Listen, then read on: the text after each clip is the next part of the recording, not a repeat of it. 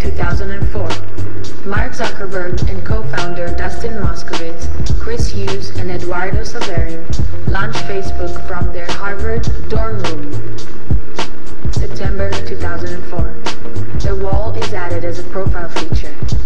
Groups application is added. December 2004, Facebook reaches nearly 1 million active users. September 2006, Newsfeed and Minifeed are introduced and Facebook expands registration so anyone can join. November 2006, Share feature is added on Facebook. April 2007, Facebook reaches more than 20 million active users. April 2008, Facebook releases translation application to 21 additional languages. Facebook launches Facebook Chat.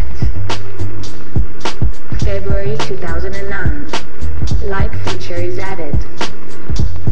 February 2011, Facebook reaches over 500 million active users.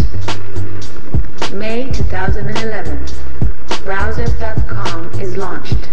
Facebook users can browse the net with their profile wall.